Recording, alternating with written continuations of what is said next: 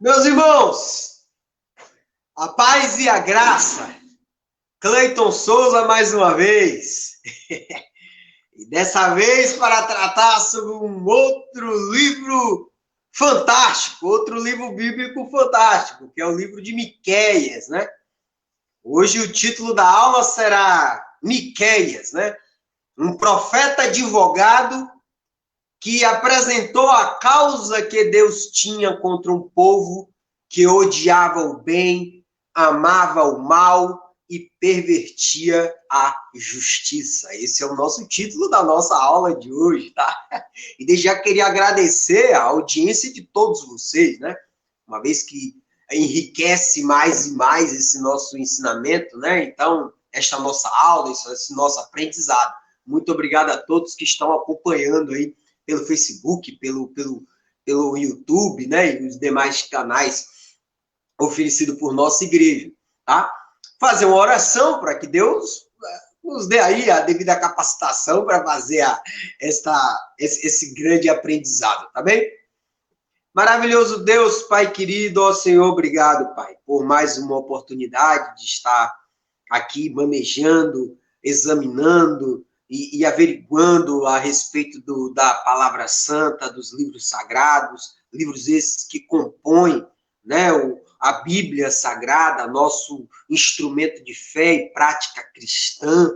E, Senhor, desde já peço, Pai, que o Senhor me capacite para que no abrir de minha boca saia o correto ensinamento e que esse ensinamento possa frutificar e engrandecer a fé e a andança cristã dos nossos irmãos. Amém? Amém, igreja? Vamos falar de Miqueias. Miqueias, o 33º livro da nossa Bíblia, né? Está no bloco do Antigo Testamento. Miqueias, que é o 6º profeta menor que iremos abordar aqui. Já falamos de Oséias, já falamos aqui de Joel, já falamos aqui de Jonas, já falamos aqui de Obadias, já falamos aqui de um outro que eu estou esquecendo aqui, dos 6. Oséias, já falamos de Oséias, falamos de Oséias, quem mais? Vou dar uma olhada aqui, porque às vezes a gente esquece a ordem. Não, já falamos sobre quais são os 6, meu Deus, me passei aqui. E às vezes são tantos livros que eu me passo, tá? Já falamos aqui, vamos lá. Falamos aqui de Oséias, falamos de Joel, de Amós, de Obadias e de Jonas, né? Hoje vamos falar de Miqueias, tá? Miqueias, o título bastante sugestivo, o profeta advogado que apresentou a causa que Deus tinha contra o povo, que odiava o bem, amava o mal e pervertia a justiça. Por quê? Porque o próprio livro de Miqueias, ele dá uma apresentação, né? Ele apresenta o livro, a mensagem de Deus, com terminologias jurídicas, né? Por isso que se observarmos lá em Miqueias, capítulo 1, verso 2, ele vai dizer que Deus testemunha contra as nações, apontando justamente para o juízo que viria mais à frente. Então, Deus está com testemunho no capítulo 1, verso 2. No capítulo 6, verso 1 e 2, Deus acusa o povo de Deus num tribunal chamado por ele, onde ele convoca os montes e as montanhas para que escutem o juízo que ele iria apresentar. Acusação, né? Ele apresenta a causa dele no capítulo 6. Já no capítulo 7, Deus julga a causa do povo para, depois de apresentar tamanho castigo, ele sim vai apresentar a redenção, ele vai apresentar um possível arrependimento, né? E a salvação, o plano salvífico de Deus. Então, esse livro é muito maravilhoso, né? Muito legal. Lembremos que esse livro de Miqueias é dividido em 3 partes, em 3 oráculos, né? 3 oráculos muito de fácil observação, fácil constatação. Por quê? No capítulo 1, todos esses 3 oráculos de Miqueias iniciam com ouve, né? Dependendo da sua versão, ouve, ou prestem atenção, ou escutem, né? A partir de ele informar essa questão do escuta, ele passa a apresentar a mensagem dele. E onde estão essas menções, Cleiton? Vai estar no capítulo 1, verso 2, no capítulo 3, verso 1, e no capítulo 6, verso 1. Então ele diz, escutem, ó povo, ele passa a apresentar a mensagem. tá? Então, a partir dali, são 3 grandes oráculos apresentados por Miqueias, tá? A partir daí, gente, a partir dessa apresentação inicial, que ele faz esses 3 oráculos maravilhosos, no capítulo 1, capítulo 3, capítulo 6, e no capítulo 7 ele termina com uma oração de misericórdia lindíssima lá, do verso 14 ao verso 20, muito linda, tá? O qual convido todos à leitura. Mas vamos iniciar hoje a partir do versículo-chave, né? Qual é o versículo-chave do livro de Miqueias? Vamos encontrar em Miqueias, capítulo 6, verso 8, tá? Qual convido, por gentileza, a todos para que abram a Bíblia de vocês, para que possamos ler acerca do versículo-chave e entender exatamente o contexto maravilhoso que esse profeta quis trazer para todos nós. Em Miqueias, eu queria chamar a atenção, antes de iniciar a respeito de falar do versículo, devido a termos uma reunião hoje, né, logo após a nossa aula, hoje não teremos o espaço para perguntas, né? Vamos deixar para a próxima aula, quando iremos abordar a respeito do livro de Naum, profeta justamente que apresenta o cumprimento da profecia apresentada por Jonas, tá? Então, na próxima aula, quando apresentarmos o livro de Naum, abriremos justamente o espaço para perguntas, para sugestões, para críticas a respeito desta aula hoje, acerca de Miqueias, e acerca da aula de Naum, tá certo? Porque hoje temos uma reunião muito importante, o qual convido, né, estendo o convite já feito por todos os pastores, a todos que estão nos assistindo, para que possam acompanhar justamente essa reunião que tem muita importância para a nossa igreja, tá? Então vamos lá para o versículo-chave. Em Miqueias, capítulo 6, verso 8, assim diz a palavra de Deus, né? Ele te declarou homem o que é bom. Ele te declarou homem o que é bom, e que é o que o Senhor pede de ti, senão que Deus pede apenas da gente 3 coisas: pratiques a justiça, ames a benignidade e andes humildemente com teu Deus. Engraçado que essa é a passagem, essa é a ideia primordial, né? Porque a ideia de Miqueias é exatamente tem um coração limpo, né? Tem uma consciência limpa, ande segundo os estatutos de Deus, pratique a justiça, ama a benignidade e ande humildemente com Deus. Engraçado que esses 3 postulados foram seguidos por Cristo, onde um dos sermões mais, o mais fundamental do Novo Testamento, quando Cristo, justamente no Sermão do Monte, ou da montanha, nos dá uma ideia: pratiques a justiça, o que é que ele diz? Bem-aventurados os que têm fome e sede de justiça, porque eles serão fartos. Ames a benignidade, lá Cristo também falou: bem-aventurados os misericordiosos, os benignos, né? Porque eles alcançarão a misericórdia ou a benignidade. E o segundo, antes humildemente com o Senhor, quando Cristo também fala: bem-aventurado os mansos, porque eles herdarão a terra, né? O reino de Deus, né? Que é a ideia justamente do plano celestial. Muito lindo, né? Também essa passagem do versículo-chave que inicia: ele te declarou, ó homem, o que é bom. Lembremos que Miqueias fez referência àquilo que está presente lá em Deuteronômio, capítulo 10, verso 12. Que Deus diz agora, portanto, ó Israel, que praticamente é a mesma mensagem, né? Deuteronômio 10, capítulo 12. Que diz: ó, agora, portanto, ó Israel, o que é que Yahvé, o teu Deus, pede de ti? Apenas que temas ao Senhor com amor reverente, ande nos seus caminhos, sirvam a Deus com todo o teu coração e toda a tua alma. Então, de fato, Miqueias chamou a ideia da Torá para que o povo de Deus lembrasse exatamente o que estava presente lá nos estatutos de Deus, né? Então, esta foi a ideia primordial, tá? Mas, professor, o que é que esse versículo-chave estava em que contexto, né? O contexto justamente que Deus, no capítulo 6, se vocês observarem logo no verso 1, ele vai dizer que escute a acusação que o Senhor, Deus vai fazer com o teu povo. Então, levanta-te, Deus, faça a tua acusação, e Deus convoca as montanhas, os montes, os alicerces firmes da terra, que ele diz, verso 2, capítulo 6, verso 2, ele diz, ó, escute a acusação que o Senhor fez contra Israel, e ao mesmo tempo ele diz, olha só, porque ele tem uma questão para resolver com o seu povo, e ele vai acusar o povo de Israel. E a partir dali ele passa a apontar qual seria esta acusação. Então, essa ideia de Miqueias, ele traz uma ideia das práticas, né, jurídicas, né? Porque ele fala aqui sobre um libelo acusatório, quando você apresenta a acusação escrita. É o que acontece hoje, atualmente. Se uma pessoa é acusada do crime de homicídio, de furto, né? A delegacia ele faz toda a investigação, depois manda para o Ministério Público. O Ministério Público apresenta o quê? Uma acusação contra aquela pessoa. E Deus aqui está apresentando uma acusação contra o seu povo, levando o seu povo para o tribunal. Então veja que o próprio profeta traz essa ideia. Ele leva a causa de Deus para o juízo, colocando o povo de Deus no banco dos réus, porque Deus estava acusando. Por isso que lá aqui no Miqueias capítulo 6 vai ter a palavra acusação, vai estar no verso 1, no verso 2, no verso 2. Depois, no verso 2, ele vai dizer que Deus tem uma questão contra o povo, né? Então dá uma ideia de terminologia jurídica. E aí, quando o povo responde, né, a respeito do que Deus estaria reclamando, então o que é que faria para Deus restar contente? Daria um bezerro de um ano? Sacrificaria milhares e milhares de carneiros, ou milhares e milhares de rios de azeite? Ou sacrificaria o próprio filho em prol de Deus? E é justamente quando Deus responde, não, eu não quero sacrifício. Eu não quero sacrifício. E o que eu quero, de fato, pratique a justiça, ames a benignidade e ande humildemente com o seu Deus. Este é o contexto, tá?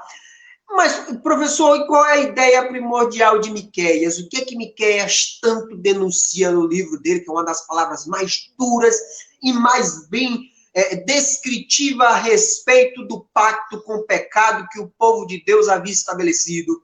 O que o povo de Deus havia cometido de tão errado que o profeta teve que apresentar sua mensagem, colocando inclusive sua vida em risco, né? Bastante. Vamos verificar o quanto esse povo estava pecaminoso. Vejamos, Miqueias, capítulo 2. Olha só, abra a Bíblia de vocês em Miqueias, capítulo 2.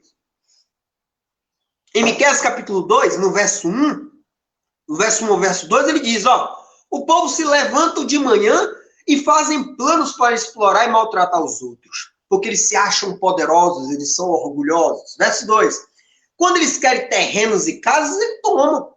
Eles maltratam os outros e não respeitam família, nem propriedade de ninguém. Ele vai lá e toma mesmo, não tem problema nenhum. No verso 8, Miqueias capítulo 2, verso 8, como se fossem inimigos do povo, ele ataca o povo e toma tudo que eles têm. Eles roubam até as suas roupas. Verso 9, eles expulsam dos seus lares queridos mulheres, viúvas, mulheres que não tinham como sobreviver. Se eles quisessem a casa dessas pessoas, eles iam lá e expulsavam as mulheres, né? Verso 10, ele diz, há tanta gente desonesta e sem vergonha nessa terra que a destruição vai ser total. Ninguém se salvava na terra, seja de Samaria, seja de Jerusalém, porque Miqueias apresentou o seu oráculo contra as duas capitais. Tanto é que se lermos lá o livro de Miqueias, capítulo 1, ele vai apontar lá o oráculo contra as duas capitais, porque Salomão cometeu a idolatria, então houve a divisão do reino, né? 10 tribos formaram Israel do Norte, 2 tribos, Benjamim e Judá, formaram o chamado de Reino do Sul, né? Reino do Sul, cuja capital era Jerusalém, Reino do Norte, cuja capital era Samaria. Então, no capítulo 1, ele vai apresentar os 2 oráculos contra as 2 capitais, né? Então, ele diz, olha só, tem tanta gente desonesta e sem vergonha que a destruição vai ser total. E ele vai dizer ainda no verso 11 que havia profetas sem vergonhas, que o povo gostava tanto porque eles pregavam mentiras, eles pregavam falsidade, eles prometiam vinhos, eles prometiam cerveja para todo mundo, então esses profetas eram amados, né? Segundo lá, Miqueias, capítulo 2, verso 11. No Miqueias, capítulo 3, ele vai dizer, olha só, a mensagem é direcionada para os líderes e autoridades. Ele diz, vocês tinham que praticar a justiça, mas vocês odeiam o bem, amam o mal, vocês tiram a pele do meu povo, ou seja, a exploração era ferrenha, tirava tudo do povo, vocês tiram a pele do meu povo, arrancam a carne dos seus ossos, devoram o meu povo, arrancam a pele, quebram os ossos, cortam a carne em pedaços, né, demonstrando o tamanho da perversidade de exploração e justiça social que aplacava naquela nação naquele momento, né? Ele ainda passa a dizer que tinham profetas enganadores lá, que se você pagasse, ele profetizava paz. Se você não pagasse, ele ameaçava com guerra, morte e destruição para sua família. Ele vai estar lá em Miqueias capítulo 3, verso 5. Ele diz, e esses profetas dizem, o Senhor não fará nada com esses profetas. Eles achavam, né, que não haveria nada com ele, não aconteceria nada. No verso 9, ele vai dizer que as autoridades de Israel odiavam o que é bom e torciam a justiça. Verso 11, as autoridades, eles aceitam dinheiro para torcer a justiça. Os sacerdotes cobravam para ensinar a lei. Cobrar para ensinar a palavra de Deus não há problema nenhum, digo no sentido de ter como profissão. Mas você não pode objetivar unicamente as finanças. Aqui, justamente, os homens se tornaram mercenários, né? Porque hoje em dia os pastores, eles justamente levam a palavra de Deus, recebem justamente pelo serviço prestado, o valoroso serviço, não há problema nenhum. Lembramos que a palavra de Deus aqui não está condenando. Está condenando aqueles profissionais que simplesmente se tornaram mercenários, tá?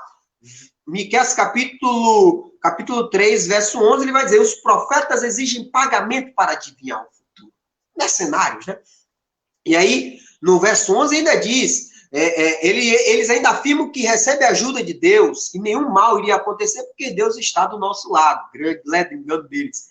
Em Miqueias capítulo 6, ele vai dizer que as casas dos maus estavam cheias de riquezas, mas eram desonestas, porque eles recebiam através de medidas falsas, ou seja, verso 11, eles usavam de balanças falsas e pesos falsos. Você comprava 1 quilo, achando que estava levando 1 quilo, e o cara estava vendendo 700 gramas. Então, de fato, era ladrão, né? Então, aqui ele fala, olha, no capítulo 12, ele até diz, ó, as pessoas ricas exploram os outros, e todos os moradores são mentirosos e trapaceiros. Vejam que o castigo de Deus tinha que vir. Porque, de fato, o estado de imoralidade social era muito alto, o desrespeito, né? O contrato com o pecado ele estava latente. No capítulo 7 de Miqueias, ele diz todo, o país inteiro, não há uma só pessoa honesta. Não há uma só que obedeça a Deus. Todos estão procurando matar os outros e colocar os seus patrícios na cadeia. Todos estão prontos para fazer o mal. As autoridades exigem dinheiro por fora, ou seja, propina. Juízes recebem presentes para não fazer a justiça. Isso não acontece nos dias de hoje. Os poderosos contam como vão satisfazer os seus maus desejos. Todos planejam fazer coisas más. E o melhor do capítulo 7, verso 4, que é muito interessante, mesmo as melhores pessoas de Judá e Jerusalém, e as que são mais honestas, as pessoas mais honestas do povo, não valem mais do que um espinheiro.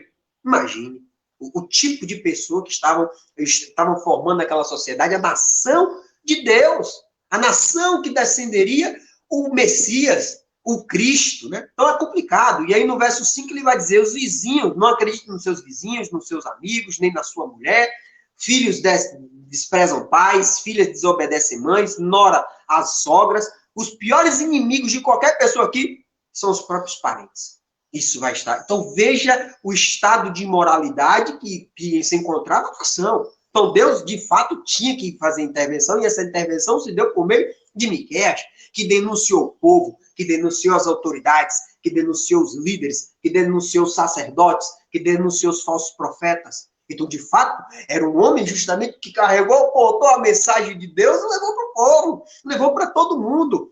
E desafiou toda a sociedade, toda a pirâmide social, ele aplacou, sem dó nem piedade, de rei ao povo. Então, o cara, de fato, é sensacional, porque a palavra dele, por isso que muitas pessoas chamam ele de profeta político, de profeta advogado, porque, de fato, ele leva a causa, ele leva essas questões todas para que o povo todo, então, entendesse o momento que se encontrava, o estado de pecado, e assim se regenerasse, né? Essa foi a tentativa de Miqueias, esta foi a sociedade que ele encontrou pela frente, então, que ele teve justamente que fazer a intervenção, tá bem?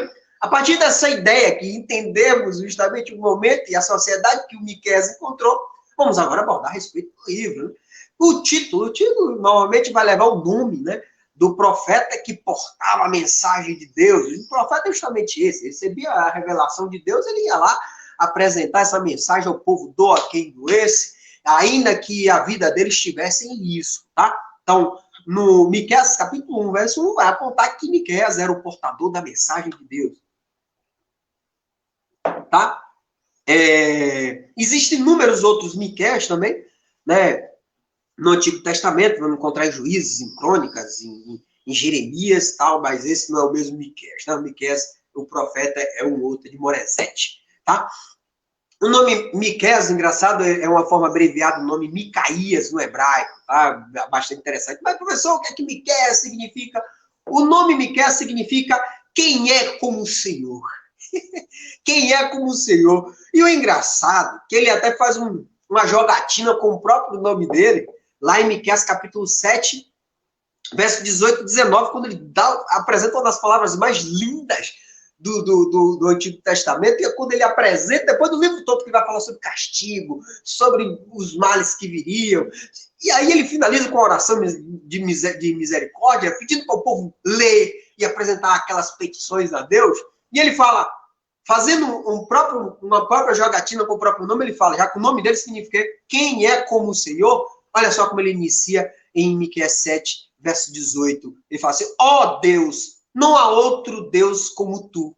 Ou seja, o nome dele quer dizer quem é como o Senhor. E depois ele diz, tu perdoas os pecados e as maldades daqueles do teu povo que ficam vivos. Tu não continuas irados para sempre, mas tem prazer em nos mostrar sempre o teu amor. Novamente terá compaixão e não acabarás com as maldades e jogará os nossos pecados no fundo do mar. Imagine.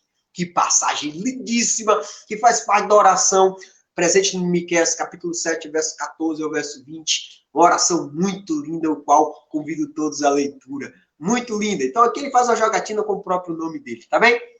O livro de Miqueias, ele é tão interessante que ele é citado 4 vezes na Bíblia, né? A primeira deles é que tem uma grande discussão, porque quando lemos o livro de Miqueias, capítulo 4, verso 1 a 3, e lemos o livro do profeta Isaías, capítulo 2, verso 2 a 4, o texto praticamente é o mesmo. E aí os críticos passam a apontar quem copiou a quem. A meu ver, ninguém copiou ninguém. A meu ver, Deus deu a revelação para cada um a mesma mensagem. Até porque Isaías e Miqueias, eles eram contemporâneos. Enquanto Isaías estava na alta corte, Miqueias estava lá com o povo no chão, denunciando todo mundo, sem dó, sem piedade, e apontando justamente a mensagem que Deus determinava. Mas eles eram contemporâneos, viveram na mesma época. Tá? Isaías na corte, na parte da realeza, inclusive ele provavelmente ele era da família real, enquanto Miqueias estava no chão, um mero agricultor, um mero cultivador de figos, né? Então, um cara mais popular. Então, Deus não, você dá mensagem diretamente para o povo, enquanto Isaías faz as menções de forma direta aos reis e aos nobres, né? Tá? Então, lá, aquela passagem lá que no futuro todas as nações iriam correr para lá, que é uma ideia de um anúncio de vocação dos gentios entre Miqueias, capítulo 4, verso 1 e 3, Isaías, capítulo 2, verso 2 e 4, são idênticos, tá? São idênticos, mas, a meu ver, Deus deu a mesma mensagem para os dois profetas. Não tem essa discussão de quem copiou a quem não, tá? Segundo, a segunda menção que tem, vamos encontrar em Jeremias capítulo 26, 18, que faz referência, Jeremias capítulo 26, 18, faz referência a Miqueias capítulo 3, verso 12. Por quê? Porque quando justamente o rei Joaquim passa a ocupar o trono, Deus diz a Jeremias, vá à porta do templo e anuncie minha palavra. E qual era a ideia de o que Jeremias tinha que apresentar? Esse templo será destruído igual o templo de Siloé. Siloé, lembra do templo lá do profeta Samuel, que teve um problema da invasão dos filisteus, houve destruição, toda aquela questão toda. Então iria ser destruído. O templo que era referência nos tempos antigos, que foi praticamente virou mato. Ele diz, se você não se arrepender, ele vai ser destruído. Então o povo agarra ele, agarra Jeremias, as autoridades e os profetas tentam matar. Quando apresenta as autoridades, para dizer, não, decrete a morte dele, que vamos matar ele agora, e que de fato outros profetas que falaram a respeito da mensagem de Deus, profetizando castigo ao povo, foi morto, né? Acho que o tal de Urias, que fugiu para o Egito, depois o rei mandou buscar ele lá do Egito e assassinou ele lá na terra de Jerusalém. Então isso iria acontecer com Jeremias. Só que Jeremias falou, não foi eu que falei, foi Deus que falou, se você quiser me matar, me mate. E aí os homens mais velhos da tribo, sim, surgiram e disseram, não, lá em Miqueias, faz a mesma citação de Miqueias, que Miqueias diz, olha, Jerusalém, o monte Sião será arado como campo, e a terra e o território onde está o templo virará floresta. E os mesmos velhos antigos falam, olha, Miqueias pregou essa palavra de destruição do templo e de Jerusalém para o rei Ezequias, pelo contrário, ouviu a palavra de Deus e seguiu, que de fato foi um dos melhores reis de toda a história de Israel, foi responsável por uma das principais reformas religiosas do templo, né? Ele tem uma grande referência lá. O Ezequias é um cara fantástico, né? Fez uma reforma religiosa muito importante, o que tardou, na verdade, o castigo, né? Ele colocou um pouco mais para frente, mas depois seu filho destruiu tudo, o rei Manassés. Mas entenda que Miqueias foi referenciado em Jeremias 26:18 para salvar a vida de Jeremias. Miqueias foi utilizado como referência para salvar a vida do profeta Jeremias. Veja como Deus justamente já articulou exatamente tudo na história, tá? Então, Miqueias capítulo 3, verso 12 é citado em Jeremias capítulo 26:18 para salvar a vida de Jeremias, tá? Lá, Miqueias também é citado lá, Miqueias capítulo 5, verso 2, né? Também ele é citado em Mateus capítulo 2, verso 6. Quando justamente aqueles magos seguem justamente a leitura das estrelas, que provavelmente esses magos do Oriente teve influência de Daniel, quando Daniel estava na Babilônia, eles foram seguir as estrelas para encontrar o novo rei, que eles encontram justamente Herodes, e Herodes pergunta a eles, mas que história é essa de um novo rei? Chama aí os chefes dos sacerdotes aí, chama os mestres da lei. Em Mateus capítulo 2, verso 6, Herodes pede para que eles consultem as escrituras para ver onde é que exatamente o Messias iria nascer.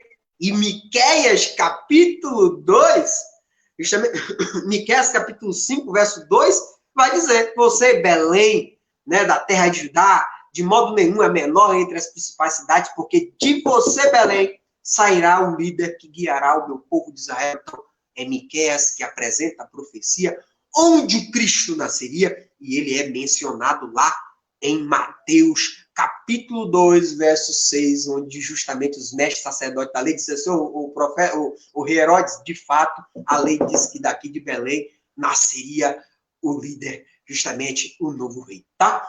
O livro de Miqueias também é mencionado em outro momento, no Novo Testamento, dessa vez por Cristo, né? Jesus Cristo, lá em Mateus, capítulo 10, verso 35 e 36, falando justamente para que exatamente quando ele foi. Depois ele mandar a comissão, né, dos missionários, ele passa a ter discussão com os fariseus, ele passa a dizer, lembra lá, no Mateus capítulo 10, verso 35 e 36, ele vai dizer, olha, eu não vim para trazer a paz, eu vim para trazer espada. Aí ele faz a menção agora de Miqueias capítulo 7, verso 6. Eu vim para pôr os filhos contra os pais, as filhas contra as mães, noras contra as sogras. E assim, os piores inimigos de uma pessoa serão os seus próprios parentes. Tá? Então, isso vai estar presente em Miqueias, capítulo 7, verso 6. Então, Cristo faz uma referência exata que está presente nas escrituras do Antigo Testamento. Tá bem? Essa é a apresentação inicial a respeito do título. Destinatário. Quem são os destinatários? Se lermos Miqueias, capítulo 1, ele vai apresentar o oráculo contra as duas capitais da nação. Reino do Norte, capital Samaria. Você vai encontrar logo o oráculo de cara. Diz, olha, o templo aí, a questão de Samaria, idolatria. Deus de lá mesmo, do templo irá se vir como testemunha dos males cometidos por vocês.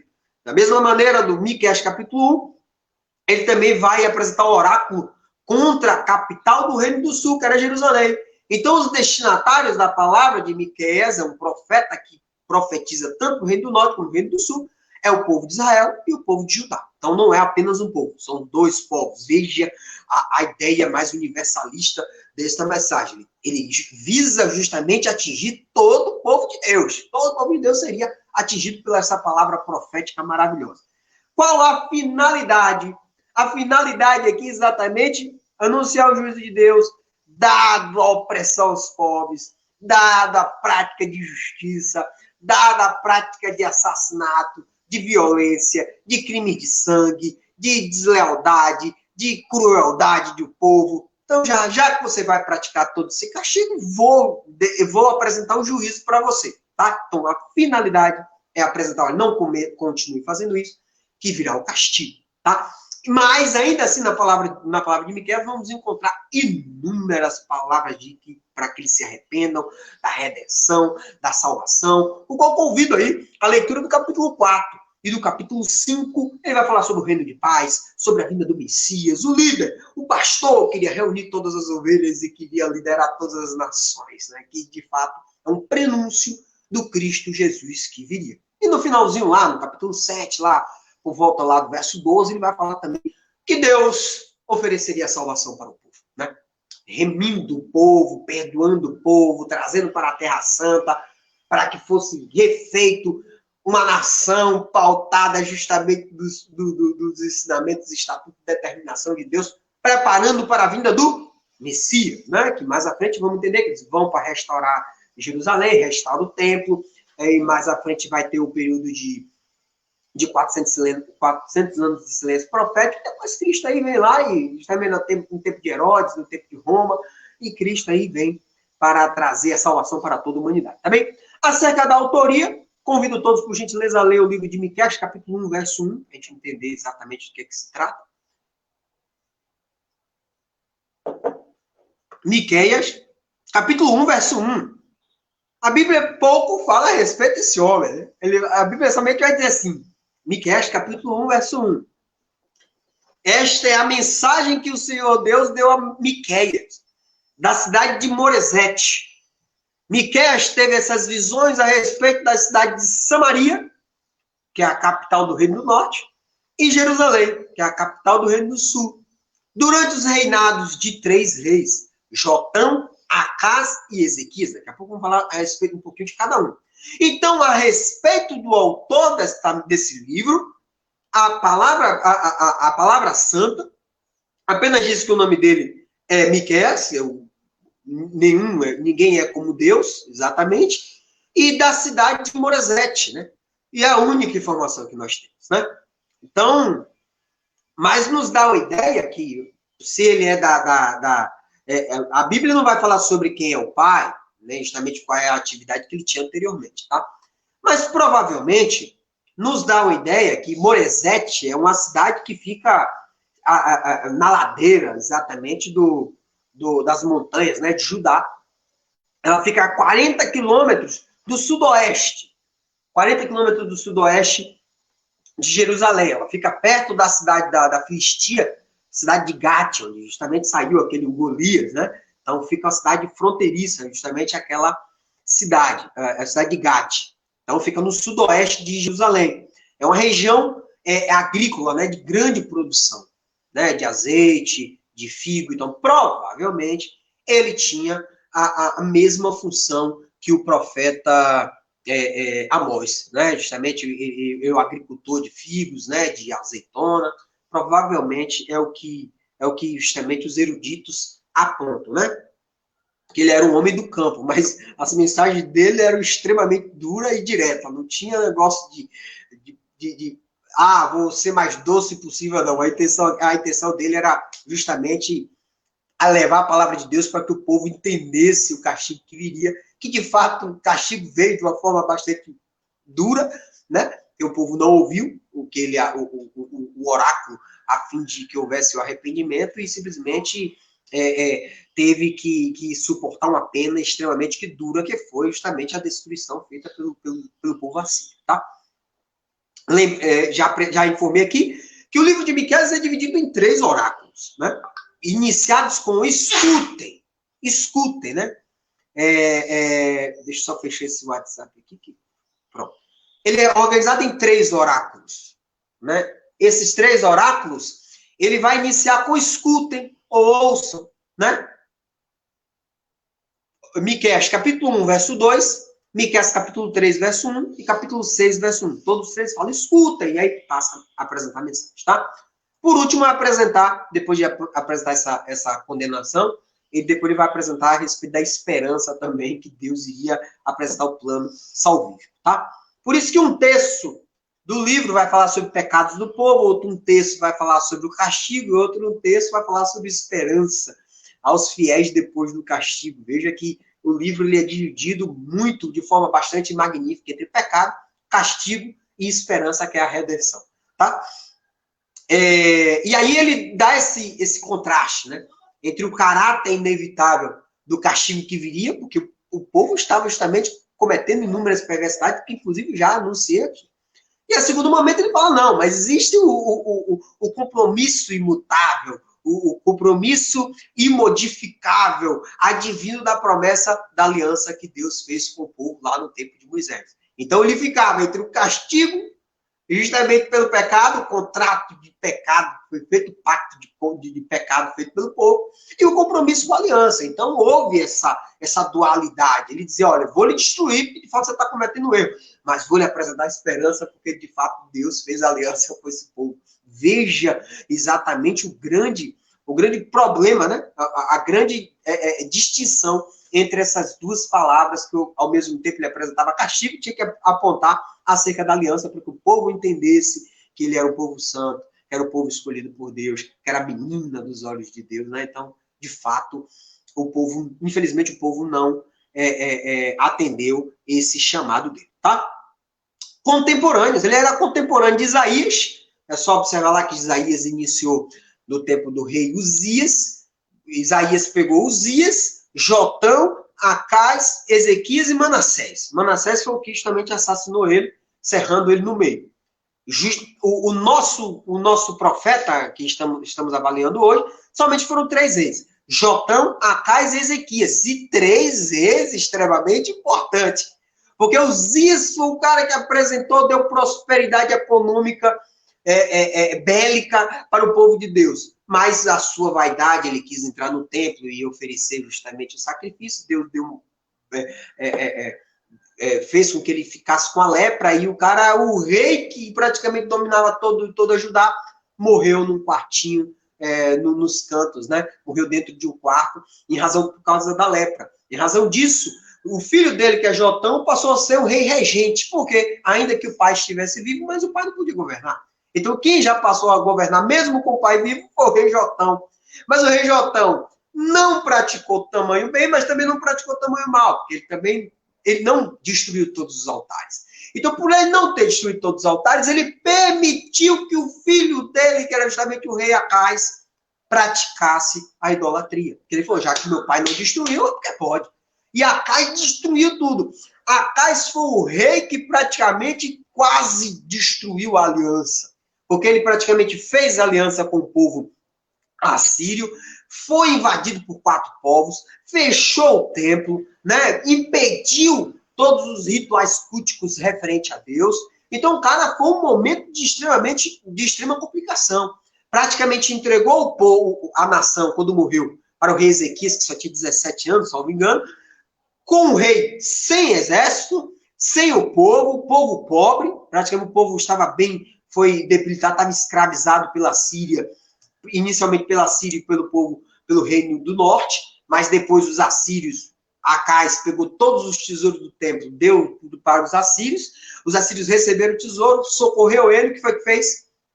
Depois matou o rei da Síria, conquistou o Israel do norte, depois voltou, ele achou que seria amigo, e os assírios foram lá, o falso amigo, né? Foi lá e roubou, saqueou de novo também o reino dele, deixou ele vassalo, né? E aí foi quando justamente Ezequiel, o rei Ezequias, diz assim, não vou pagar tributo nenhum, não. Em razão disso, tem aquele cerco de Senacaribe, e aí é quando o profeta Isaías chega lá e diz, não vai acontecer nada com você, rapaz, Deus está contigo. E aí depois um anjo vai lá e mata 180 mil homens assírios e livra o povo de Deus. Depois tem outras ideias que vai acontecer. Mas foi nesse contexto. É nesse contexto que Miqueias apresenta. Eu acredito que a palavra de Miqueias tenha sido apresentada principalmente no momento do reinado do rei Acais. Foi um momento de invasão, foi um momento de depravação, foi um momento de imoralidade, foi um momento de apostasia, foi um momento de idolatria de todo mundo. Acais mandou fazer justamente um templo do Deus estrangeiro dentro do templo de Deus. Então era um momento de extrema instabilidade política, religiosa, social. Eu acredito que essa mensagem foi apresentada no momento do reinado do rei Acais. Tá bem? Então esses foram os 3 reis, que inclusive esses 3 reis, Jotão, Acais e Ezequias, é apresentado em Miqueias, capítulo 1, verso 1. Tá? Outra coisa aqui, deixa eu dar uma olhada. Datação. A datação já nos dá uma ideia, né? Dá uma ideia de Jotão. Jotão, que reinou no ano 750 a 731 anos antes de Cristo. Acais, 731 a 715. E rei Ezequias foi um ótimo rei, de 715 a 686 anos antes de Cristo. E o que torna indiscutível que ele também estava nesse período é que a própria palavra dele, que vai falar de justiça social, corrupção religiosa, ele retoma os temas dados por Amós. Então, praticamente, quem entendeu o livro de Amós, entende o livro de Miqueias, que praticamente é a mesma mensagem de justiça social, de perversidade com o povo, né? Então, ele, inclusive, aponta de forma fantástica, né? Ele vai fazer referências diretas a respeito da iminente queda de Samaria, né, que aconteceria em 722 pelos assírios. Ele vai apontar em dois momentos. Ele vai montar lá no capítulo 1, verso 6, e no capítulo 5, né, lá para o verso 17, acerca que os assírios conquistariam Samaria.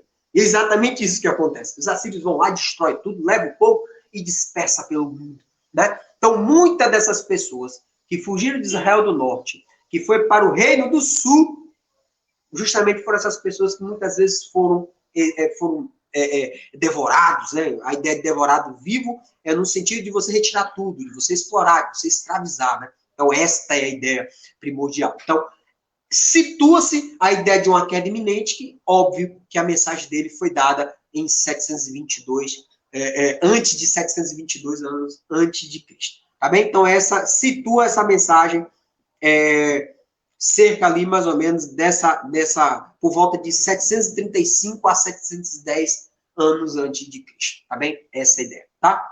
Então, 7 séculos antes da vinda do Messias. Cenário e contexto, já falei a respeito do que acontecia, porque era um momento inicialmente, Jotão, era um momento de prosperidade econômica, mas de permissão da idolatria.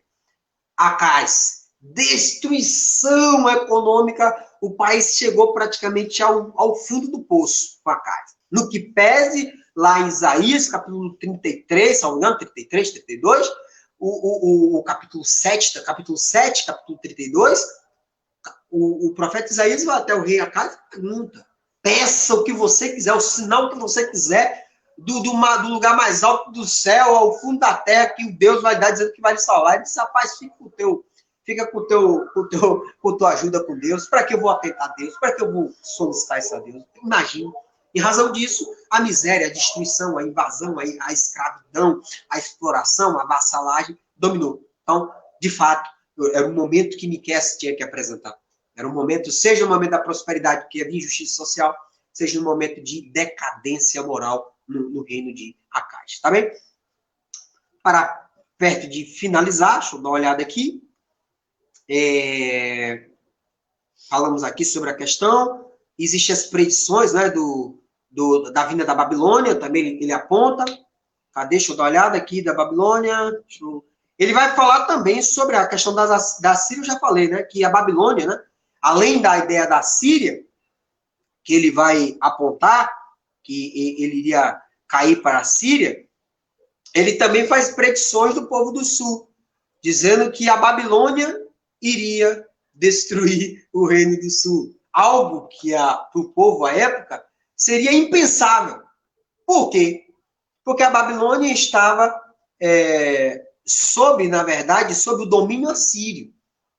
A Síria era a grande potência naquele momento. A Babilônia era só um paizinho, estava vassalo aos assírios. Então, essa ideia parecia improvável. Mas aí, 586, nós já sabemos justamente que a Babilônia se torna a grande potência, destrói a Síria, detona praticamente totalmente o Egito, bota o Egito lá no cantinho, que ela praticamente domina totalmente a região da Palestina, destrói a Jerusalém e conquista a cidade. Né? Então, a ideia de uma mensagem improvável se tornou totalmente coerente mais à frente na história. Né? Praticamente 2 séculos depois, a Babilônia veio e destruiu tudo. Principais personagens, vamos encontrar aqui o povo de Israel e o povo de Judá. São os dois povos justamente os destinatários. Justamente ele vai apontar os pecados de Samaria, a idolatria, né? A imoralidade, e Judá também a injustiça social, a exploração do pobre, a perversidade, a crueldade do povo. Então, isso são os dois principais personagens, são os dois povos, né, que atuaram de forma negativa, os quais eram detentores, eram os destinatários do castigo que viria. Principais doutrinas, temos aqui o julgamento de Deus por causa do pecado, cometeu pecado, não há um grande problema, né? Cometeu pecado, virá o castigo, né? Do mesmo jeito que a principal doutrina é que ele indica, ainda que eu aponte que virá o julgamento, em razão da sua conduta pecaminosa, nós temos que resguardar aqui a aliança com Deus, dados com os antepassados de Israel. Isso vamos encontrar em Miqueias capítulo 7, verso 20, ele deixa bastante claro. Ou Miqueias capítulo 6, a partir do verso 5, também ele vai apontar, ó, o que foi que eu fiz para ti? Né? Eu lhe exigi demais de você? Me responda. Te livrei? Mandei para o povo, mandei Moisés, mandei Arão, mandei Miriam, 3 grandes personagens, 3 grandes pessoas que eram detentoras da honra e da moral. Livrei vocês do plano de Balaque. Livrei vocês justamente do profeta mercenário Balaão.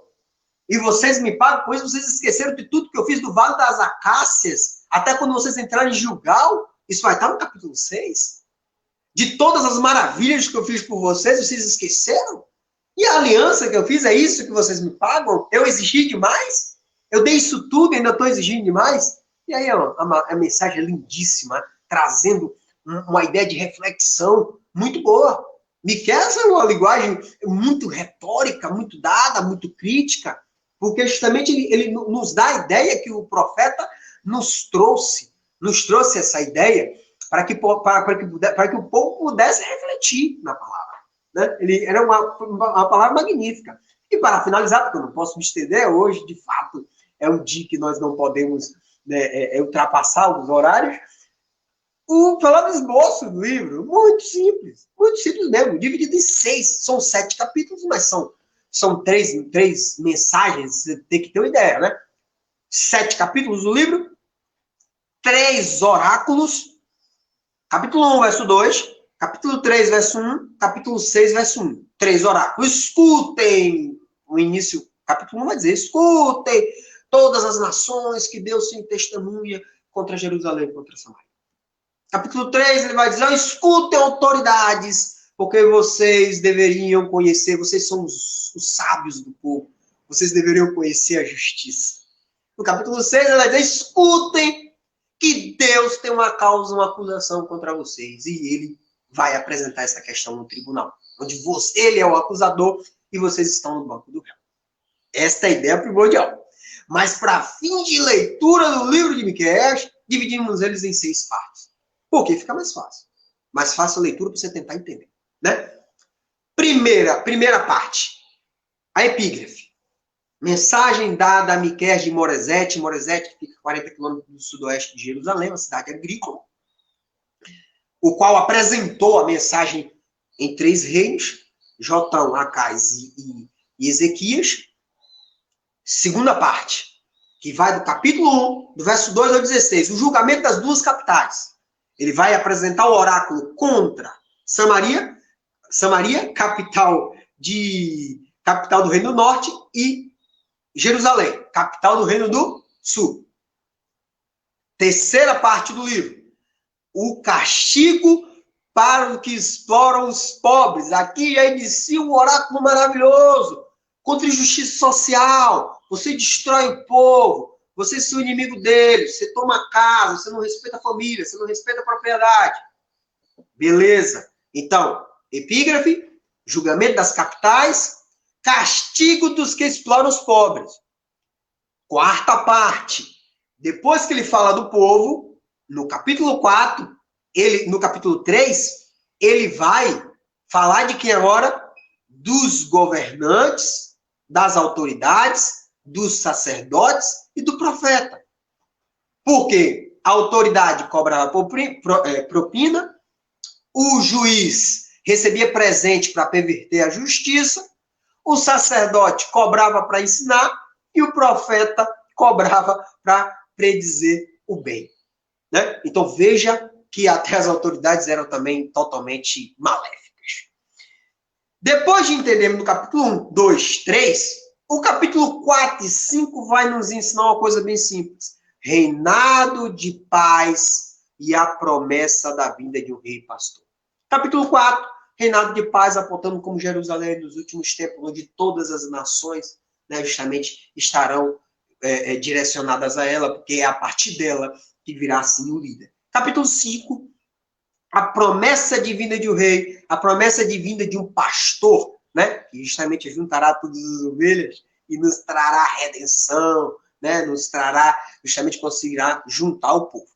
Por último, para finalizar, temos o último módulo, que Deus vai julgar o povo.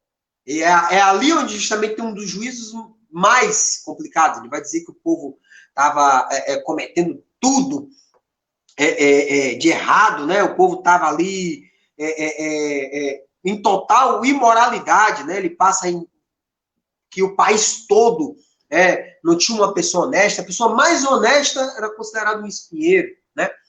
E, por fim, depois ele vai, mesmo que ele apresente todo esse castigo, lá no Miqueias capítulo 7, ele vai dizer que Deus vai salvar o seu povo, porque vai resgatar todas as pessoas, né, que serão espalhadas pelo mundo em razão da invasão dos assírios e destruição da Samaria, e invasão da Babilônia em Jerusalém, e justamente segurando todo o povo de Deus lá na capital da Babilônia. Tá? E por último, tem a oração lindíssima, né, lá no capítulo 7, no verso 14 ao verso 20, que é uma oração de misericórdia que serve para todos nós. Assim eu finalizo essa apresentação e agradecer desde já a todos vocês que nos deram audiência